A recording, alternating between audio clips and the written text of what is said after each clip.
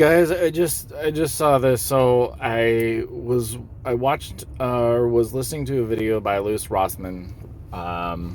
He does MacBook repair, but he chimes in on a lot of subjects.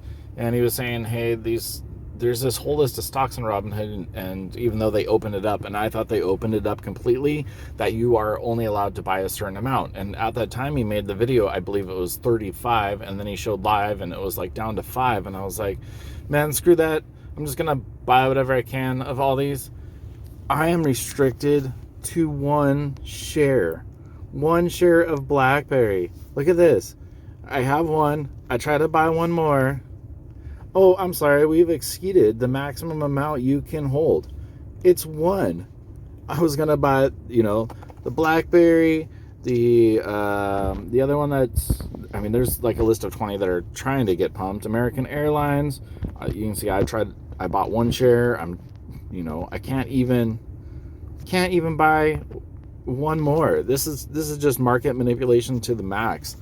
I'm actually surprised. I am and I am not, just because of this here with, hey, you can't say whatever you want, or you can't say what we don't like or what we don't agree with on Twitter, on Facebook, and all the other platforms. And now you can't buy what you want to buy on the brokerage that you have. And out of all the brokerages, it is not TD Ameritrade, it is not Merrill Lynch, it is not all the ones that are used by people who are like the new generation, who all want to jump in the market. Robinhood's customer base it is Wall Street bets. It is these people. This is their market, and these are the ones that they're screwing over and pushing somewhere else. I can't wait until their IPO comes out and it just tanks. I wish we could just short it, but somebody has to buy it in order to be able to sell it, so that doesn't really work out so well. Yeah, it's insane. I mean, I thought one of the brokerages, I heard, I believe Webull did the same thing. I don't know if they're allowing you to buy shares now, or like completely, or if it's limited supply, but this is absolute market manipulation here. This price, when you cannot buy shares, at least on this platform where it is the majority of the activity for these types of stocks, somebody who's retired is not looking to go buy American Airlines or GameStop or BlackBerry right now. It's me and it's you, and the only thing we can do is sell. And when the only thing we can do is sell, the price goes down. It has to be, in order for the price to go up, you have to be able to purchase it. So you can sell, absolutely. So if you have 100 shares, you could sell 100 shares. If you had 1,000, you could sell it. But I'm only allowed to buy one.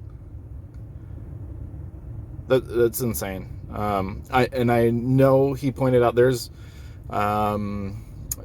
was a post showing, like, BlackBerry specifically, that they do have an interest of keeping it below certain amounts because they have shorts expiring today. And the bad thing is, the good and bad. Good thing is, a lot of people are informed and they know why they're buying this, and they're wanting to hold this, and they know the reason behind it. It is not, I don't want to own American Airlines. I don't. Actually, airlines is not something I've typically even been interested in. BlackBerry, not really interested in that either. The only reason I bought it was to be on the side that I believe in. And I think I totally lost my train of thought on this.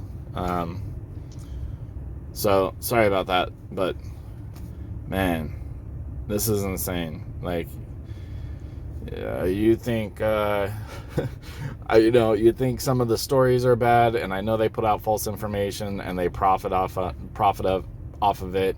They're billionaires, they have billions on the line, and they definitely have a benefit to doing this. But then when they can actually manipulate what we can and cannot buy, and then claim it's too difficult to settle that many shares, that's half the reasoning behind it. Like, oh, we need to slow it down, which is why a stock gets halted, and that is legitimate, and that happens sometime. But That's BS. Because if you want to sell 1,000 shares, they absolutely will allow it. They can settle you selling 1,000 shares right now, but they can't settle you purchasing 1,000 shares right now, or 2. They can only handle 1. That's insane. Anyways, there you go. This is the insaneness, and just since we're making this rant, let's check out where we are on the day. Hey, it looks like we're getting some bounce back up. Cool. We were hovering around. We dropped down to minus about 30,000 today, and then we're hovering between a negative 20 to 25. So it looks like we're getting some bounce up. Maybe people are pulling together and trying to screw over the shorts in Tesla, because we know there's a ton of, like, so many of those, but this is definitely a way higher float stock and a way more expensive stock. So, you know, it's more difficult to buy 1,000 shares of Tesla than it is BlackBerry or Naked or any of these. Well, and now even GameStop, it's difficult to do. So, all right, guys, hope you have a great rest of the day. Maybe I'll make one more and check out how we ended up for the day after market closes, which is just in a half an hour or so. I mean, we're in power hour, so we'll see how things settle out and kind of give us an indication of what we might expect Monday. Other than that, I hope to see you guys, hear from you guys tomorrow during live stream. Have any questions, post them. Love to talk about it. Other than that, just general overall right now, this down day does not upset me. I'm still super happy about my position, super comfortable in them. I'm good on being minus some money today. I mean, we're a hair below some of our credit spreads, but we already pushed those guys out of ways. And I expect that this is an overreaction to earnings, and every overreaction seems to be corrected kind of in short order. So $800 level, perfectly fine. When I was opening most of them, I always say, you know, go like $150 out of the money. That's the safe place. So they always ended up being around 700, 730, and all of those are in line for us to be able to collect the full premium and collect our full collateral. All right, guys. All right, have a great day. Make a lot of money.